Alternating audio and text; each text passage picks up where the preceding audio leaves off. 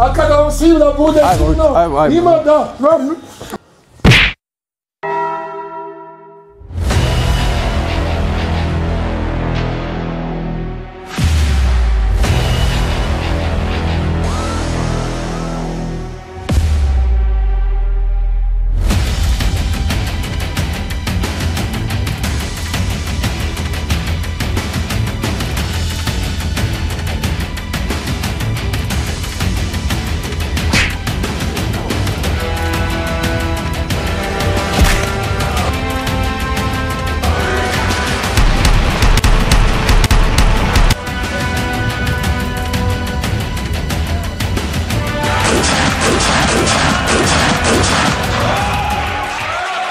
Ujko, ozlijećeš me prije borbe, Ujko. Kao neko marac. Ja treniram borilačke vještine više manje od uvijek, od kad sam bio u pelenama. Nemoj mi cimaš. Odmah start.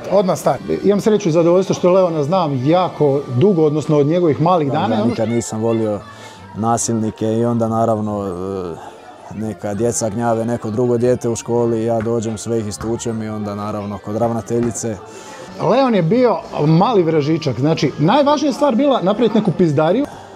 Kao neko ko čak i u tim malim godinama koji je tako mali, a trenira borilačke vještine, ima dužnost braniti slabije od sebe. Ja sam to uvijek tako gledao i još uvijek to tako gledam. Znači, ko da je vragu iz vreće ispao. Znači, i sve je upućivalo na to da će se momak morat baviti borilačkim sportovima. I onda tata i mama su bili redovno na razgovorima kod profesora, ravnatelja, svih živih. Leonov tata Gog je sušta suprotnost u odnosu na Leona, prije svega mislim po karakternim osobinama, jer se radi prije svega o jednom vrlo mirnom, staloženom čovjeku, iako je majstor borilačkih vještina i utemeljitelj Krobrana. Moj glavni trener je i dan danas moj tata i to je tako već cijeli moj život, tako da doslovno sam odrastao u borilačkim vještinama. Nekako nisam imao baš drugog izbora. O mami u stvari ne treba puno pričati, dovoljno je jedna riječ, mama Vedrana. Mama je uvijek malo tako. Ja mislim da mami treba godišnje. To je njoj jako stresno. A mama ne gleda, mamu ja nazovem poslije svake borbe i javim joj kako je prošlo. Jedna je mama. Znam joj nekad i nazvati i reći joj evo voze me na hitno ili tako nešto, pa ona poludi jer joj nije do šale. Dobro je majko, pobjedio sam. Da, rekao 7 sekundi je trajalo. Ja sam Ian Fijala Krajačić, ja sam Leonov mlađi brat. Brat je vrhunski. Spreman je stalno, trenira non stop, trenira bez stajanja, nema odmora, nema pripreme pa pauza, nego samo apsolutni trening, apsolutna spremnost za svaku moguću situaciju. Dobio ono što ja znam iz pouzdanih izvora, a Ian mu je vrhunski sparing partner za parter, jer kažu da je Ian vrhunski parteraš. Vrlo često se on brinuo za mene jer tata je većinu vremena bio na svojim poslovima, mama je imala određeno vrijeme kad radi, tako da smo većinu dana on i ja bili sami dok nije još i sestra došla, onda smo nas troje bili sami. Izađi, Ujko. Sad naravno jedna poveznica Leona je njegov ujko Deki, Leon Deki, Deki Omanovac, Leon Omanovac. Leon je kad je u nekim pauzama od ozbiljnog treninga, onda provodi vrijeme naravno i na Omanovcu za roštiljem, za nosi, donesi, prenesi, na zabavama. On je svakako dio obitelji, uže obitelji Omanovca. Mislim, prvi meč sam imao sa 15 godina, amaterski meč. NFC turnir na Velesajmu 2016. ja mislim.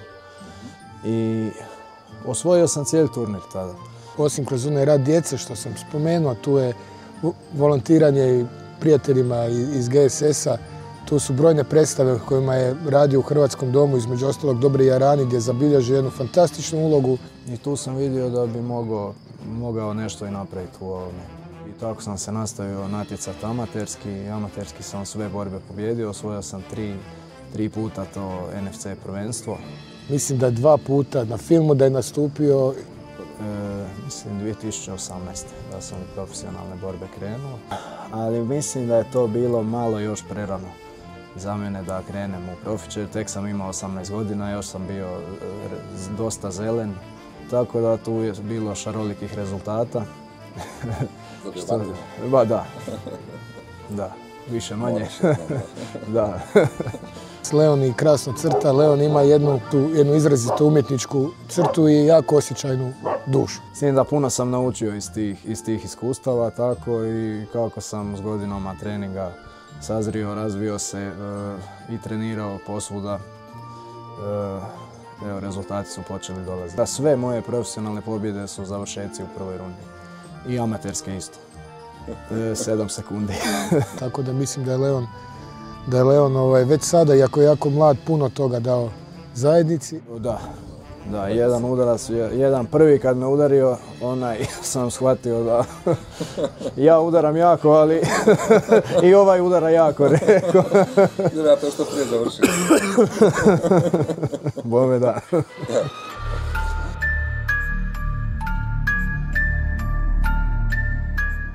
Mislim, nakon borbe u Splitu sam pričao s tatom i tata mi je rekao da bi bilo jako dobra ideja da napravimo event u Pakracu kod nas doma. To je u biti tatina ideja generalno. Dakle, kako znam Leona? Znam ga dok je još stvarno bio mali. Onda nakon borbe u Belišću gdje sam pobjedio u 20 sekundi ovim high kickom. Sad kad se bavi time čime se bavi, svi pratimo, gledamo, čitamo, slušamo o njegovim uspjesima. Pitao me organizator da li bi ja htio raditi za pojas te organizacije, toga BFN-a, kod mene u Pakracu. Rekao, pred domaćom publikom, vjerujem da bi bilo super. Kad je Leon rekao da ima želju to organizirati, nije bilo neke dvojbe, treba podržati. Podržavamo inače sportska događanja i veselimo se. Tako da sad uspjeli smo to ostvariti i dovesti u jedan MMA spektakl u Pakracu. Odite u dvoranu, Tito, tamo ćemo da napravimo spektakl. Kada vam svima bude divno, ima da... 7.6. Dođite u Pakrac, u gradsku dvoranu, očekuje vas BFN 7 Uprising, MMA spektakl, event. Nemojte više čekati, pretpostavljam da su zadnji trenuci, kupite vašu ulaznicu i nemojte propustiti spektakl. 15 borbi, borci iz cijeloga svijeta, iz 8 država, internacionalni MMA event, očekujemo vas u što većem broju. Jer ako ne budete na tribinama ili dole uz oktogon, bit će vam žao drugi dan. Vidimo se. I naravno da navijaju za Leona i Ivana. Među prvima sam kupio ulaznicu, VIP ulaznicu i oduševljen sam ovim spektaklom koji se priprema.